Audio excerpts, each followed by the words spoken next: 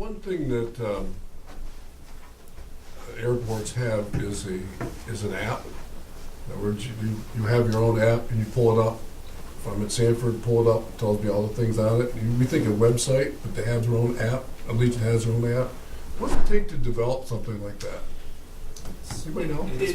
It's several thousand. Yeah, it's very expensive. I have no idea. I just saw one done. The app itself was $5,500 to develop, and it was several $100s a month to maintain. What would that mean to us in the long range? I mean, you're building a culture. I mean, I always thought phone was just to make a call. No, it's something else. I mean, it just tells me everything. It's a computer. Hey, Google, it's, this, But, I mean, that's something we should be looking at? I mean, is it a marketing type of thing? I mean, it's like It's not information. impossible, it really just depends on what you want it to do.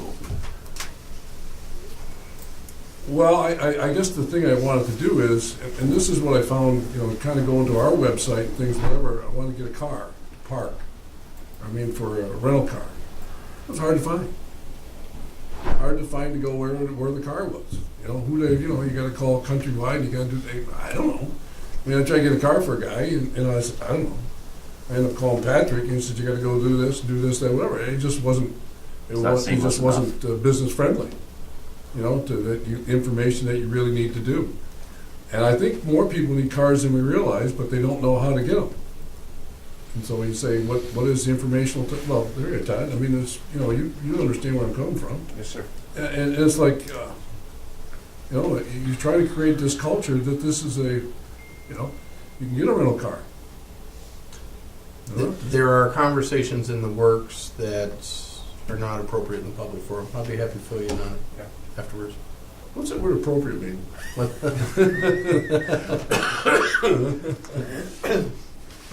Yeah, I know that, but I'm just saying, I'm not talking about the, what's going on, it's about information. People are not getting information.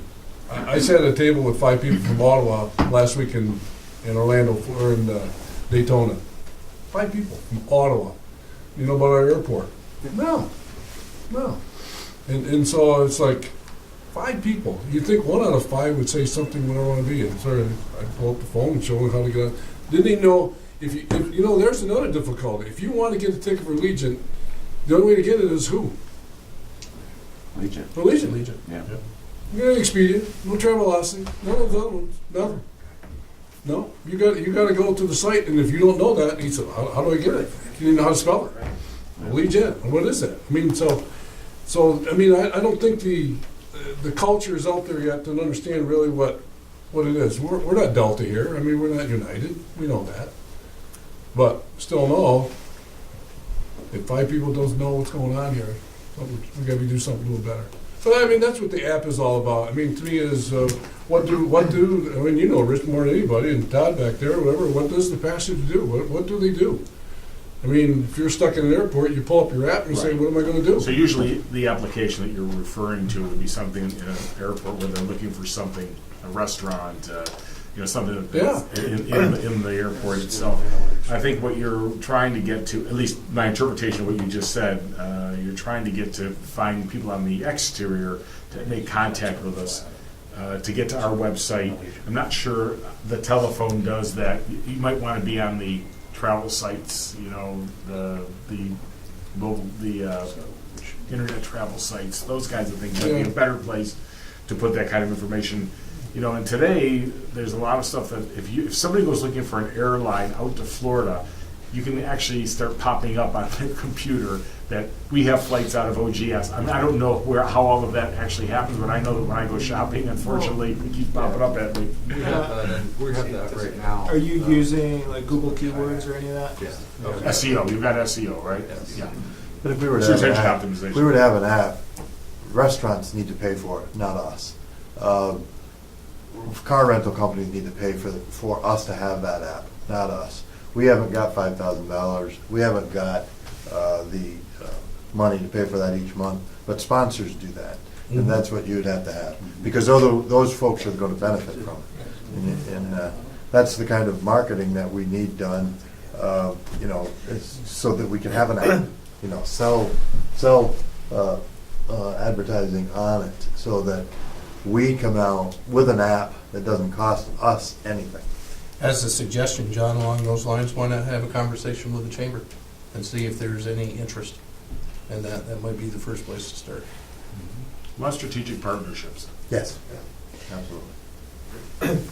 Well, I was thinking up here, a lot of us are geared toward athletic activity, and in the summer, trying to think what they do in Florida, we have a summer baseball league here that could participate in tournaments. We have a summer soccer league that could participate in tournaments. We have the fishing and everything, so, yeah, a lot of people will travel for sports. I know when I was coaching, we never hesitated going up to Ottawa to play or to play soccer in Rochester or anything like that. It's not like flying thousands of miles, but. But you'd be surprised, you know, when I was talking to the GM over at the Best Western, you know, they actually do have an international soccer tournament going on.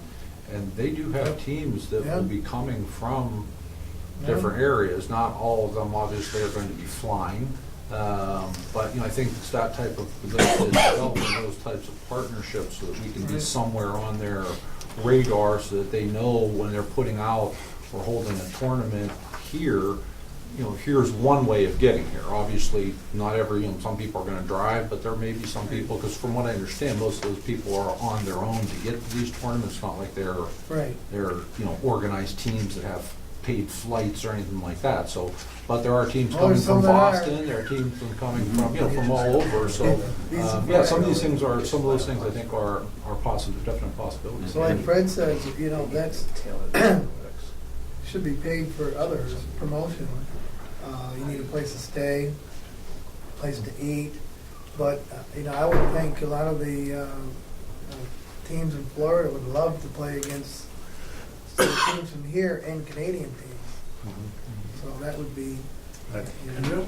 And in association with that too, we also have a big event coming up here this year for the area. We have a Bassmasters 2017 coming up, don't we? Yes, we do. I mean, that's a big draw as well, on top of that. Yep. Sports, big draw. But I think the key here is you gotta look for increased sponsor revenue. Yeah. Yes, Yeah. yes, Right. We absolutely. can't be giving it all away. Yep. Right. No, but at least if that's your program to do that, Yep. go work it. Go work it. I'm just gonna say something, Allegiant needs to get off their ass too. I'm sorry, but when you Google Plattsburgh, Fort Lauderdale, St. Pete, it goes right to kayak. They're emergent, they're partner for travel. I just Googled it right now to go into Sanford and there's nothing. I mean, they've gotta get it off the pot too on this conversation. Because you guys are doing a lot. Okay. You know. And so I did touch base with Allegiance Marketing, because you may have recalled in the past I had told you that they do their marketing pushes in September and January and in May. And so in September, they had a pretty extensive campaign in this area. I think it was associated with kicking off the route. I asked if there was anything, there's nothing planned in this area that they plan on doing, you know, right now. They said they had some, and I've seen a couple of commercials on some national, but nothing in this area. So, you know, it's just kind of hits to what Todd's saying, I guess, a little bit. So in other words, it sounds like we sort of have to take matters into our own hands on that then. Well, that's what it comes down to, promoting and saving our routes. Right. Well, their credit card is quite interesting. If you book 7 days of a rental car, one of the tickets is free. I mean, you book 4 days of a hotel, one ticket's free. I mean, what other promotion or type of things? And I know on the plane, they promote it. They take 5 minutes on the plane and tell everybody about their credit card, what it does, and it's like, well, what else can you ask for? I mean, Delta gives you free baggage, everybody has their own perks, whatever you want to be, but buy one ticket, get one free if you book a car rental and 4 days at a hotel. That's a pretty good deal. Especially if you know about it. Yeah. Yeah. All right, anything else on that, Chuck? No. Okay, then let's go ahead and move on to the beverage. Okay, we have three options right now that I see, and it really comes down to a matter of the timeliness to implement versus the profitability associated with each option. The first I guess one option, I don't want to say it's first or second, whatever, would be to utilize our, I've had conversations with our existing vendor. We can utilize the existing vending machine, and they would modify the machine to be able to dispense K-Cups, and they would be willing to purchase a machine that we would use within the one area that we have kind of designated, I guess, a smaller area. So that would give us the opportunity. It would be the quickest way in which we could start to offer services, hot beverages, whether it's coffee, hot chocolate, tea, etc. It's going to be subject to our current terms, which is basically we get 10% of their gross. So in terms of the profitability, it's probably going to be the lowest profit, but the quickest way to get that in the door. And in fact, as Kelly said, they could probably have that up and running pretty much by about the beginning of February if we wanted to do that. The second option would be for us to do something similar on our own. Obviously, we cannot use their vending machine. So with that approach, we do need to purchase equipment that can dispense some type of K-Cup. We would need to purchase on our own some type of a brewing system that could be directly plumbed in. That's going to take a little bit more time to procure, as well as having somebody that's going to be there to actually take care of it and do the maintenance. Like under the other system, they kind of take care of it. It's their equipment, they're going to maintain it. So the third option would be to go out to an RFP to try to see if we could bring in a concessionaire that might be willing to work within that space and offer, offer coffee that has some different options.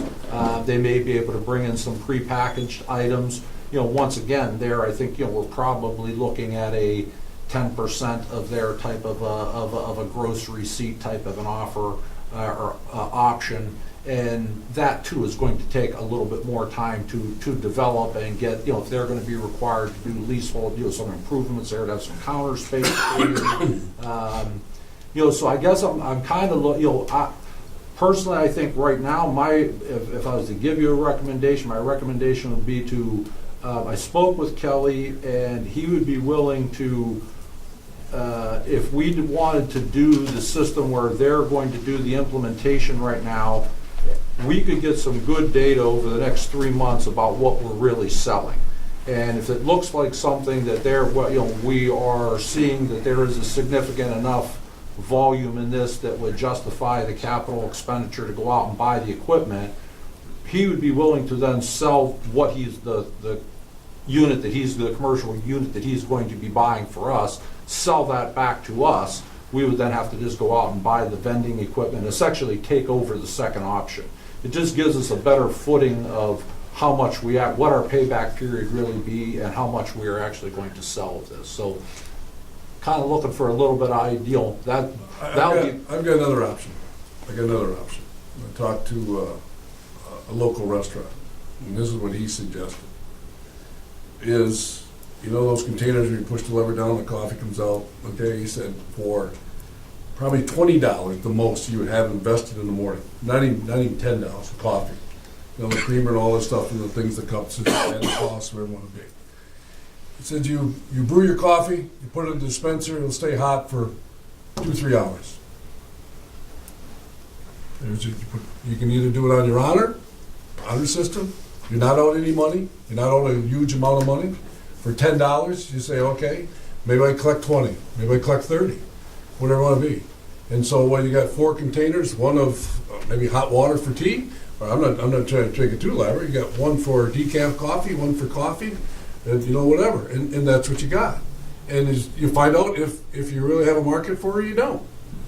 I mean, if I know we talked elaborately. We saw the huge coffee machine, $6,000, $7,000, $8,000, and you say, oh wow. I mean, that's. But why don't we just just make it simple. You know, keep it simple. I mean, just try, put the dispenser there, there's coffee. And they said, you know, there's a jug there. You put a jug, it's on your honor. Well, John, with respect, I'm tired of talking about this issue. We've talked about it for 3 months. Back on January 3rd, it was directed to be done. I want it done. Figure it out. That doesn't get much simpler than that. I mean, it's not rocket science, it's coffee. What do we have now? I haven't been out there since Allegiant started. So what do we have now? It's old machine, water machine, and, you know. So we don't have any hot, We do not have cold beverages out there, so. Do not have hot. Hot. We have cold. Food either. I said hot. no food, just soda. Yeah, just so. Oh, snacks, but not. We have food. snacks in the A vending machine. regular vending machine that, Collins, AW Collins. right. Hmm. You want me to pursue what I just said? And have them out there in 3 days. When's our next, what's today? Why not? Saturday? Yeah. Who's gonna be responsible for brewing the coffee and taking care of it? Well, you know what? That's what you decide. Okay. That's what you decide. Could I suggest an alternative? That would be probably 30% profitable for port. Listen, This was something that I toyed with a couple of months ago. I actually personally brought in a Keurig brewing machine, which actually now sits in Patrick's office at the moment. And it's a brand new in the box machine, has never been used. Now, it's a residential grade machine. It's not a commercial machine by any means. However, it can be plumbed for commercial use if needed. I've personally looked into purchasing what's known as a Coffee Smart Single Serve Express machine, which is a totally coin operated K-Cup dispensing machine. Very low cost, lifetime warranty, new from the manufacturer. All it needs to be done is stocked. The machine is made for $1.50 a cup for coffee. And at the cost of a K-Cup out of pocket, in bulk, you get them at less than 50 cents a cup. That's 200% profit. If that's something you'd be interested in pursuing, it could be finished it could be set up within a week. And if you wanted me to personally handle maintenance, cleaning it, whatnot, and that, I'd be willing to do a more than fair split with profit, and it'd be straight up. do something. I think we entertain a proposal. I mean, it's just, forgive me, and I don't mean to jump on you. I am sick and tired of talking about this issue. The chairman's directed it, the executive director's directed it. It's been directed by Patrick to get this done. Get it done. Whether that's getting a proposal from Mr. Hartman, whether that's getting coffee in from another vendor, I don't care. Get it done. That's the message.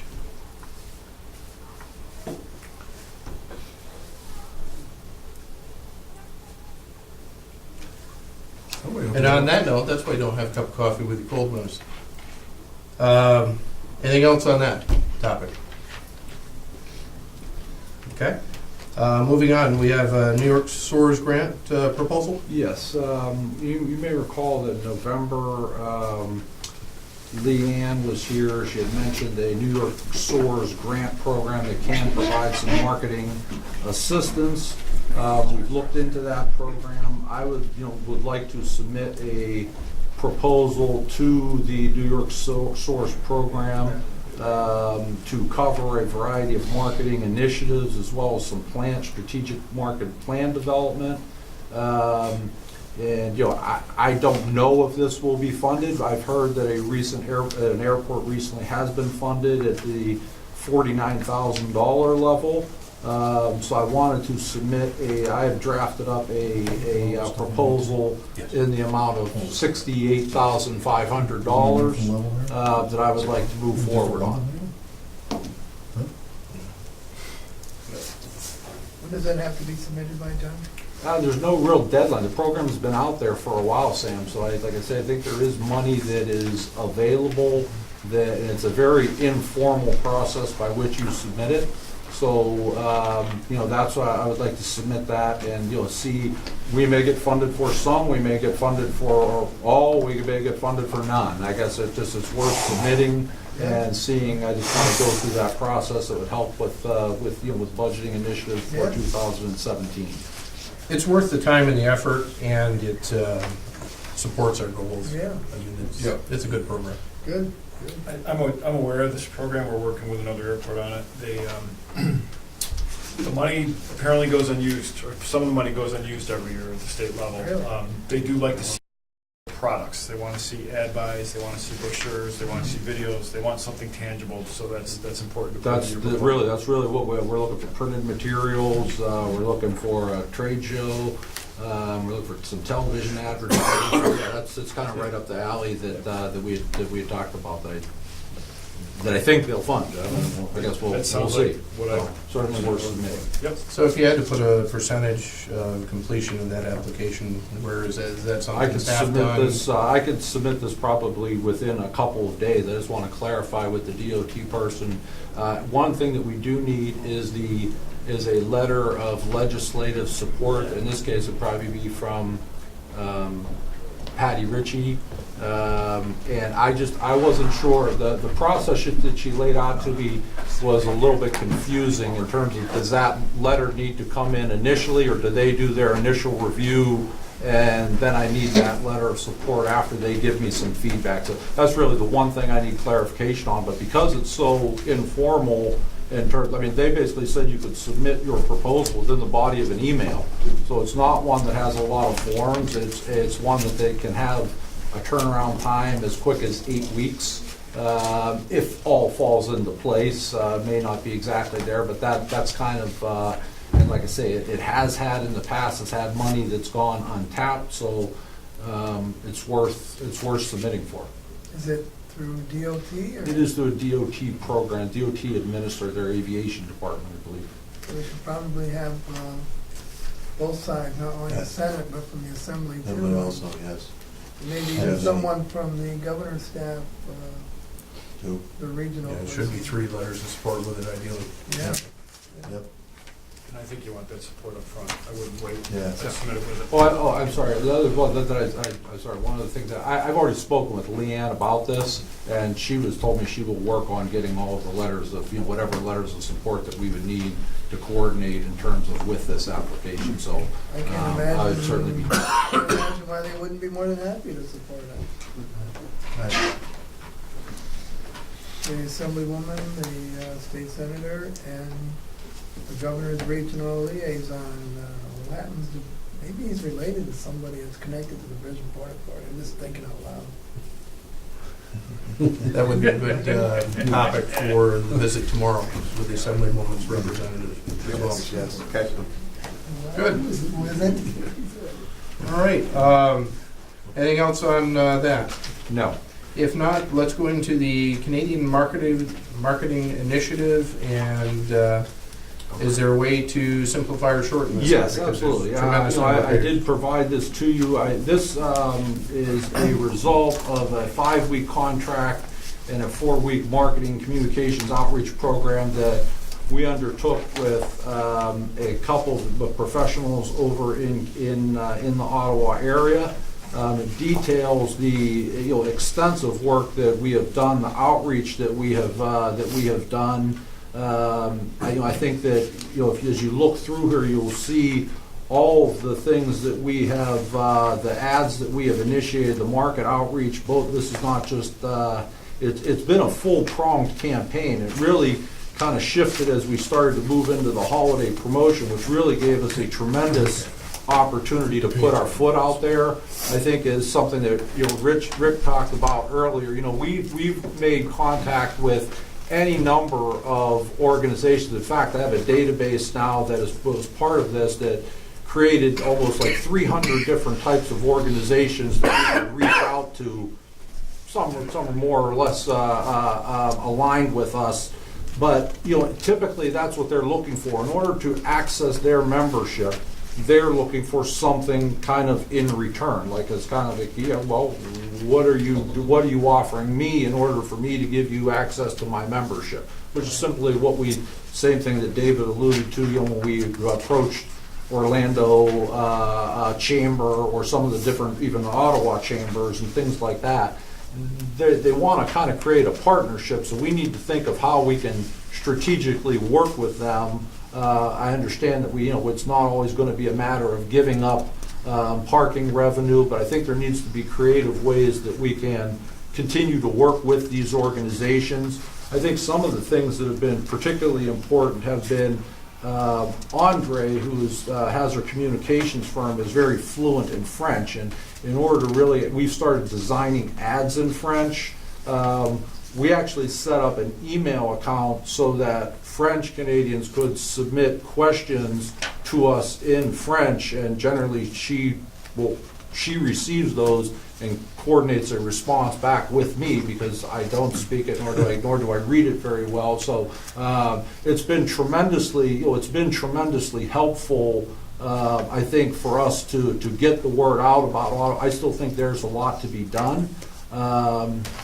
I would like, our contract with them did come to an end in the end of December. I would like to, as we are waiting to kind of see if, in fact, we get some funding through New York SOARS, which I think would take us to at least the first quarter of this year before we would probably know that. I would like to kind of contract with these folks again to continue some of the work that we've started for, especially in this first quarter of this year, to try to keep on the momentum that we have garnered. Very good point. Very good point. If there's no objection to that, or if there's approval for that, then I would like to actually put forth. I would work with them, develop a proposal, and certainly be talking with Patrick and Wade about that. I'm okay with that. I'm in favor of that as well. I think one key thing, though, it's how it has to fit into your marketing plan. The Canadian initiative is part of your marketing plan. Correct. It's That's not just a component separate of a standalone initiative. No, that's very good point. Excellent. Thank you. I mean, you're saying you're happy, right? Oh yeah, I think, they've done. I know we worked with them. I mean, it's like, well, I'm seeing the people. Yeah, and we need that content there. I agree. Yeah. Good, John. Thank you for that. Could we, there's a few things in here Yeah. that I had questions on. And Sure. we were just talking about on page 5, John, Mm-hmm. limited services, the shuttles from different areas. Like you said, there's such a draw from the western part of Ottawa, the Canada area. And I assume these people could help us maybe build up shuttle service from that area, since right now we don't have any. Yeah. I think that we've talked with, and I know Chad. There are shuttle services out there that we're in various stages of discussion with. It really comes down to saying they need to be able to market. They're aware we're here. They're trying to determine, is there enough feasibility for them to actually start a shuttle run in order to make it be profitable, and that's really kind of that's on them. They need to determine that. There's a demand, or could be. Well, they've inquired. I know they've had conversations with John. I've spoken with some directly too. I think their initial, and this is one thing I'm a little unsure of. So for this, I spoke with the Plattsburgh director, and I asked him about shuttles, and he said actually they don't have. I think it was any that he was aware of because of some legislation that was passed in Montreal. Oh. They had it operating for a while, and the route actually proved to be unprofitable. And so when the route was unprofitable, there was another shuttle company that wanted to come in and add shuttle service. And this company that canceled the route actually argued against this incoming shuttle company, saying it wasn't viable. And this is all, I did not look into this. This was just from the Plattsburgh director. He was telling me this story. And so I am not clear as to what shuttle service they have. I know Syracuse has some shuttles that go there. So we've assisted shuttle companies with their inquiries, but I think where the holdup for them is right now is I don't know of any that have gotten approval from the Ontario Highway Transportation Yeah. Authority. They've been more campaigning that to the authority to get approval. And I don't know how well that's gone or what they need in order to get that approval, but it seems like they're trying to get traction there before they can ultimately come to us to have the shuttle. I mean, we've given a number, probably 4 or 5 of them at this point, the information that they would need once they're ready.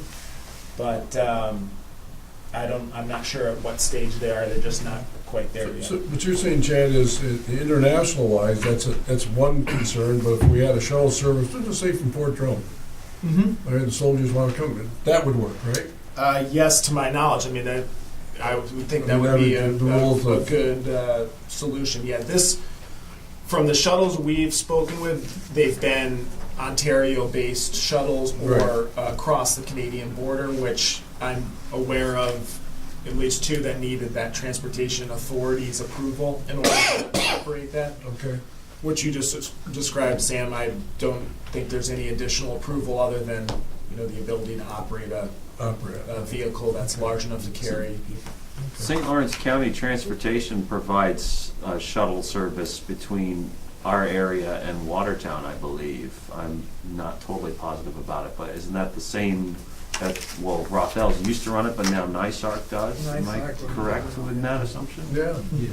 Maybe get co-joining with them somehow to get their buses to run on the same schedule as our flights. It's very difficult, because their buses, they utilize their transportation network to provide, their first obligation is to provide services to the people that are coming to their facilities. So they try to design their routes around where they may be ending and starting. I've had some conversations with them. And the way Allegiant changes flight times, it would be very difficult. I mean, they'd almost be needing to change. We'd be looking at this on a monthly basis. I mean, our schedule, the Allegiant flight schedule changed from from December for January into early February. It changes back again. It's just, that's not I don't know that there's any regular fixed route transportation that works real well with that. Most recently, I guess I was talking to Chad about that today. I did meet with a company on Tuesday that was a little bit more encouraging in that shuttle service is not their main line of business. They do provide some shuttle service now, but they're in car sales, they're in car rentals and truck rentals in Canada. Over in Brockville, they have a number of locations. And they want to talk about the feasibility of starting a route that would go maybe from from Kingston to get kind of up the western part of 401 into Ogdensburg.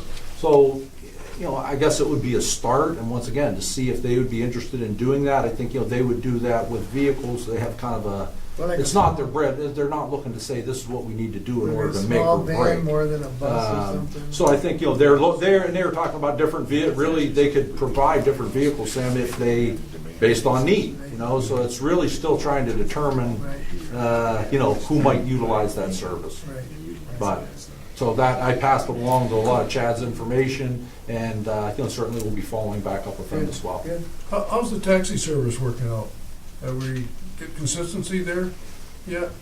I see. I mean, I've been looking at the cameras pretty consistently, and there's 3 that I'm aware of that use it. One was from, is it Prescott on the other side in Canada, and then there were 2 local ones, which Kelly's been in touch with. Yeah. I would not say it's consistent by any means, but they show up from time to time. I don't know if that's just they come through or that's people calling them because they know them. Yeah, I've seen in most instances where I've seen a cab out there, it's where they've been called. They're not waiting out there for a fare. They definitely do not stage and wait. No. They're always there specifically to pick for up a particular passenger. Yeah. They'll come into the baggage claim area, and 'cause I know some of these guys, and they'll say, "We're looking for, are you going to pick up here today?" Right. Right. It's there. So they're called ahead of time and have a prearranged kind of package or prearranged pickup. They're certainly not staging out in front of the building waiting for fares. And also, too, branching off that, too, if, because I know it's on the docket in the assembly this week, if ride sharing is legalized in New York State, you're probably going to see a lot of Uber and Lyft starting to show up here pretty soon, too. I would tend to think that might eclipse the taxis right out of the gate, because, let's call it duck to duck, the taxi service here at Ogdensburg is horrible. Yeah. I mean, there's all stories, everybody here around this table at one time or another has shuttled somebody to where they need to go. Had to do it yesterday. You know, I can't tell you the number of people I've taken different places. You know, exactly. It's, there's significant room for improvement out there when it comes to taxis. No doubt. Good. Thank you. Number 7, John. And Wade, I didn't know that. We don't have a 1-800? Page 7, Sam, or? Yeah, down at the bottom. We don't have a 1-800? That's correct. We don't have a 1-800 number. I would tell you that we have, the number that we have posted rings at 393-1080, does ring into my office. By 1 o'clock today, I'd answered 12 phone calls, which probably take an average of 5 minutes on the line to assist people with getting information. So, you know, that number is there, but it is a time, you know, it's time drain to maintain answering it and providing information to people as well. But, you know, certainly, so it's not 1-800 and it's certainly not 24/7, but people are calling that, and I try to assist them any way that I can. Yeah, do we have any idea how many calls we may be missing? I mean, I your would phone, have they no can call in idea. and leave a message, or that isn't an It's option? not an option on that phone. You know, and once again, it would almost scare me to think how many people, if we could be leaving messages, and who's going to return them all. It would get to be a, you know, monumental task potentially.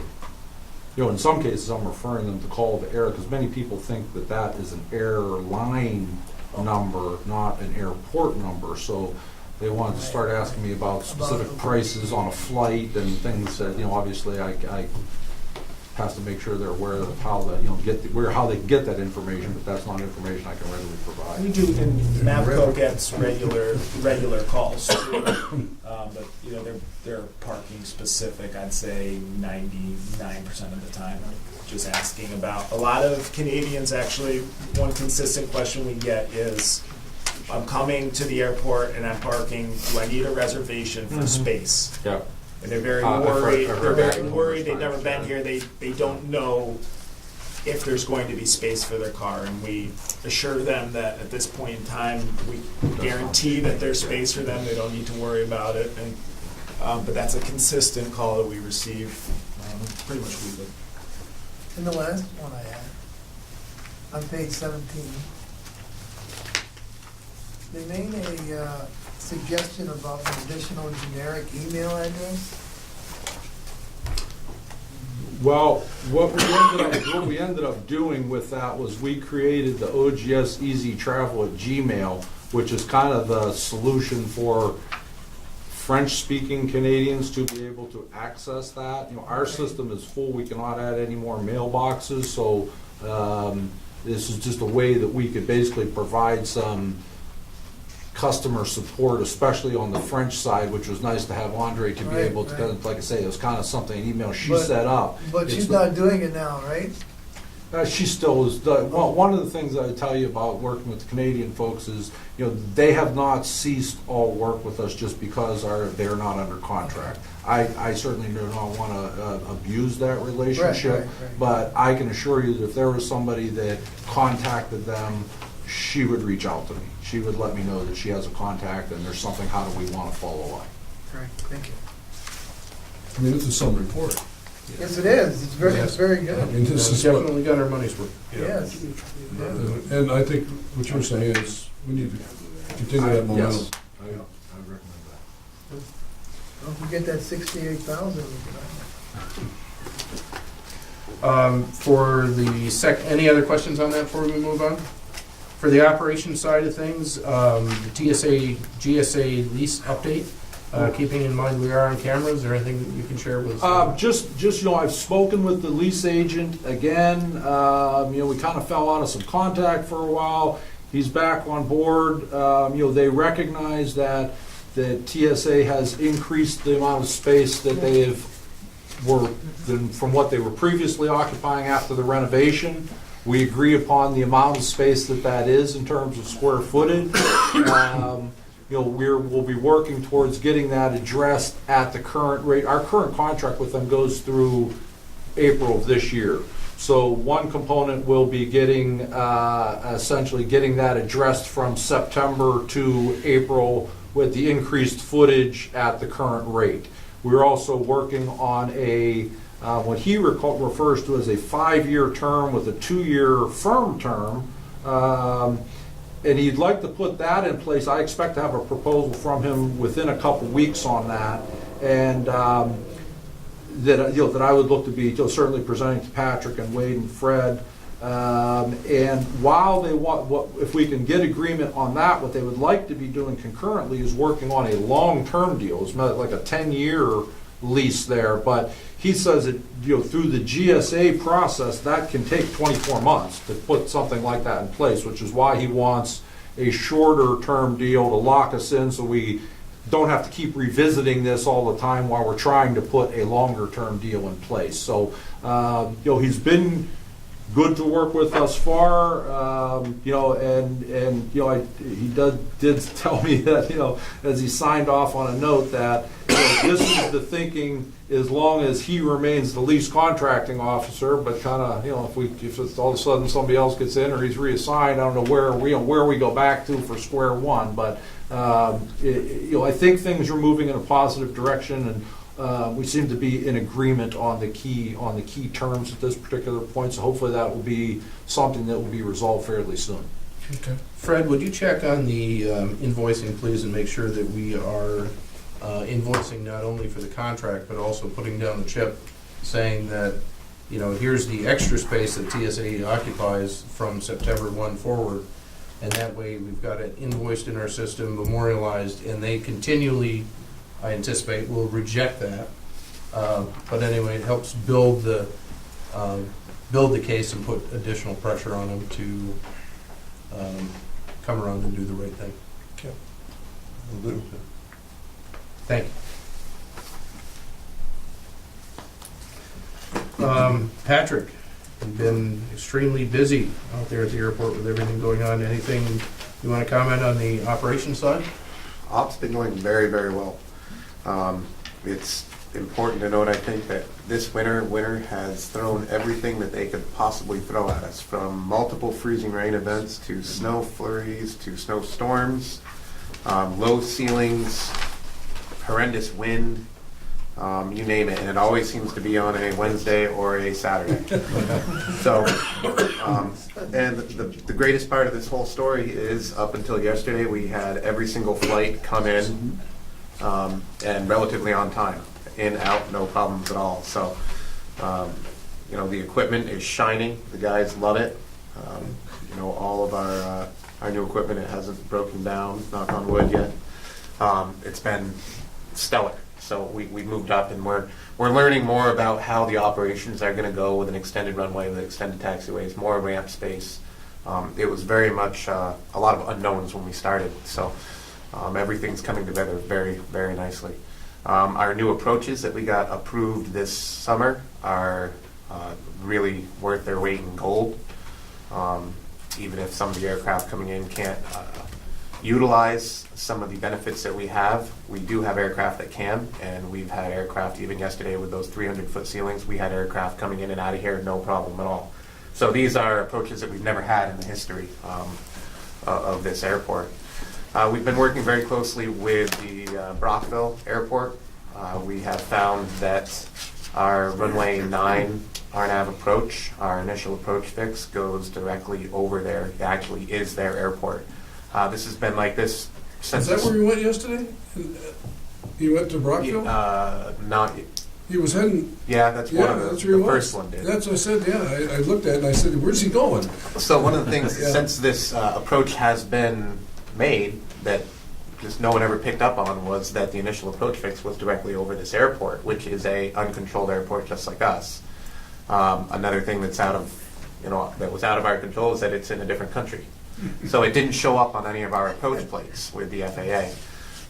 We have a 2,000-foot traffic pattern in Brockville, and our initial approach fix had an altitude of 3,000 feet that was indicated. So we were way too close for comfort. We were way less than we were about 800 feet separation in IFR conditions.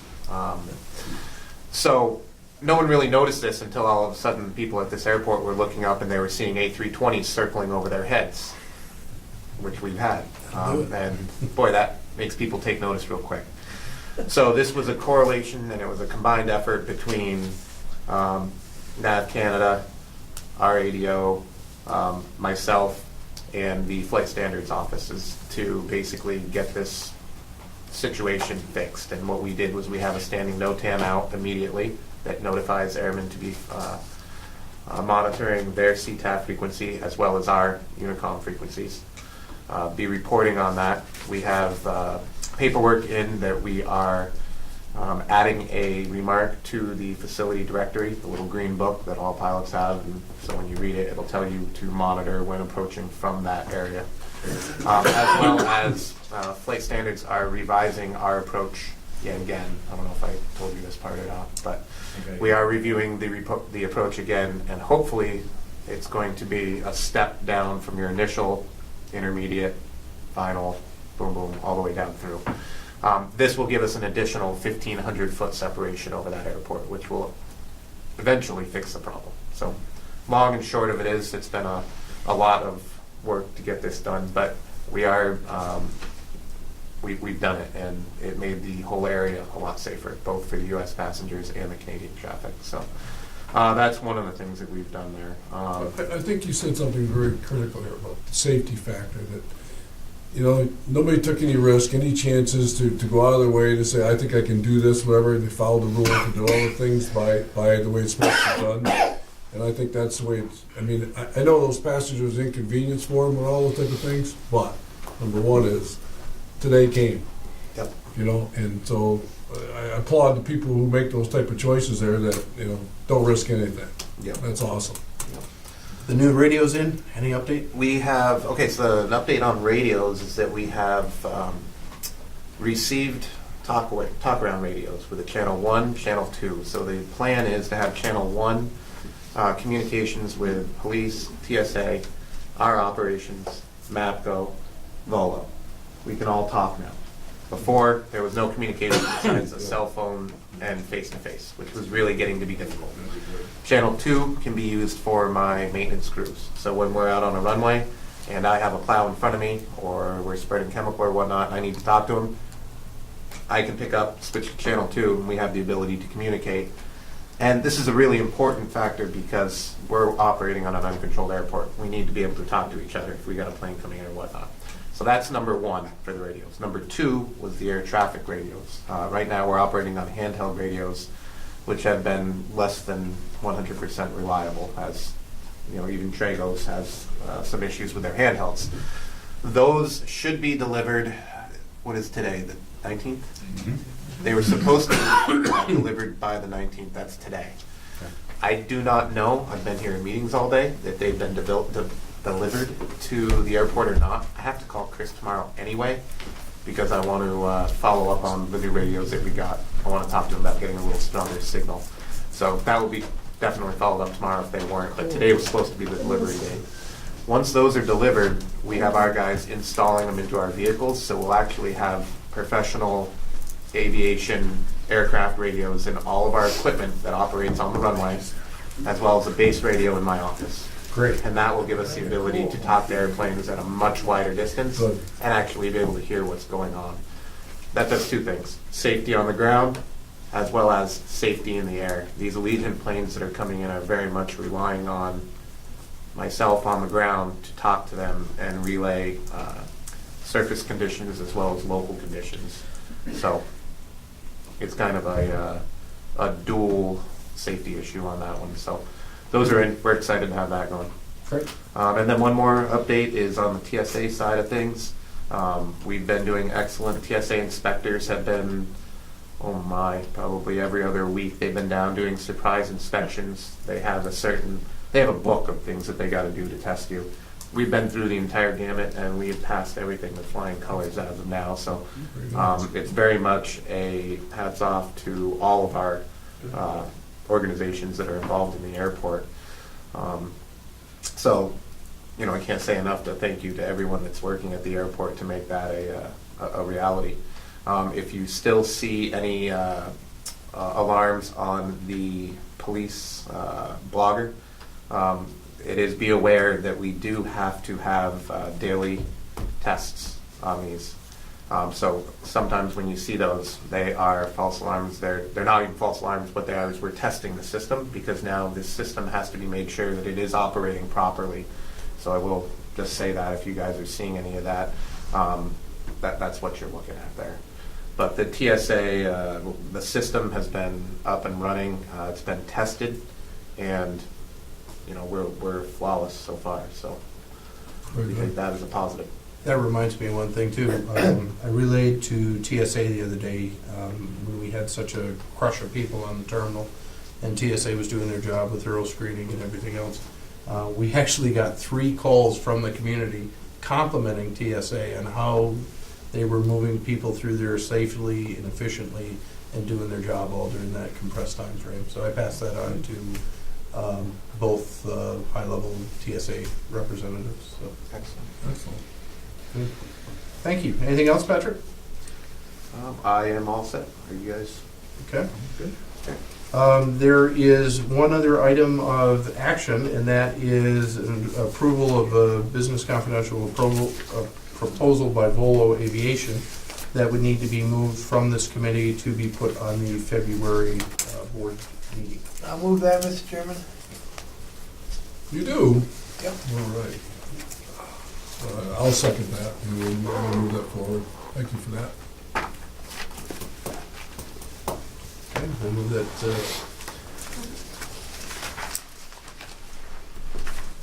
Todd, I'd like to ask you, we'd like to have a personal conversation with Volo, with other people not in the room, whatever, that you would like to have discussion with, or some things that be helpful for some of the things that you want to tell us? I think we established that today. I think we had a good, productive meeting today about moving forward. So what I think Wade had alluded that there was a couple of things with rental cars and stuff like that that we maybe talk about. I'm sorry I didn't make the meeting. No. I was sleeping. I don't blame you. Seriously. I heard that. I don't blame you. I don't blame you. I was sleeping. But thank you for that, Mr. Okay. That brings up an interesting point. Well, we've got everybody here in the room. There are going to be OBPA airport-specific staff meetings that occur 10 o'clock every Thursday going from this point forward. Now, on top of that, one of the things that we'll reach out to the committee members, we would like to get on the calendar a series of at least 2 or 3 airport committee meetings, so that way we can plan and manage to that. So we'll have weekly internal staff meetings specifically focused on the airport, and then things that need to be addressed by the committee will be addressed by the committee on a regular basis. So that should help things move along. Yeah, it's definitely needed. I personally, I worry on the revenue side that I guess you call it your burn rate is faster than your generating rate, and it's like, where do I stop the burn rate? And you know, that's what we have to really think about this through, where it's wonderful we have this great service, but at what cost, and what are we going to do about it? And obviously with bonding and all the things that we've done, we put ourselves at great risk, and we have to stop the burn rate and increase the revenue rate, you know, to making things work, whatever. And I know when we're meeting with other airlines in the near future, and we always kind of question is how we go about this. Do we want more of other services, or do we want better service from Allegiant? And I'm not sure exactly what the right answer is. And Jeff and I had that discussion this morning about what is the right way to go about what we do next. And because the revenue side, it has to happen. It has to happen. We need more flights here, and we need to prove that we're doing all the things, whatever. I think a key component today is that 10,000. Means that we really said what we were going to do, and we did it. and I don't know how important that was. Everybody thinks of the money. I think the credibility was much more important in our eyes that what we did, okay, what we said we were going to do. And that's everybody in the room. I mean, everybody's all part of that. Because if you start flubbing up, making mistakes, things change quickly. Your business model can fall apart fast. So I thank everybody for that. So move along. Two other items very briefly. The seeker documents were submitted to the engineer for New York State permitting for the water and sewer project you see before you here. And in addition to that, there may or may not, it's questionable at this point, come before the board for February 1st, designation of surplus property of the former Lyman house out there. So there are some issues associated with that we're working through presently. So that may be for future action. Fred? We had 96 promotions on the, where we ended up with 96. 91 of them have been processed, and about 25% of them have been paid. The total cost to be between 10 and 11,000. One of the ones that has not been processed, Sam, is yours. I need your reporting passes. That's it. Put it on my account. Put it on my pay raise. So how many employments did we get out of that promotion? Oh, we had 203 additional employments from the promotion. The 96 Oh, I see. translated into 203. Well worth it. Definitely. Okay. Mr. Chairman, there's no further business at this time unless there's any. Anybody else, any comments? Okay, let's go. All right. Thank you, everybody. Appreciate it. Sam, have you got them? Move for adjournment, Mr. I got Chairman. someplace in my thing yet. What's that? I move for adjournment. Yes, we do. I'll second that. All in favor? Aye.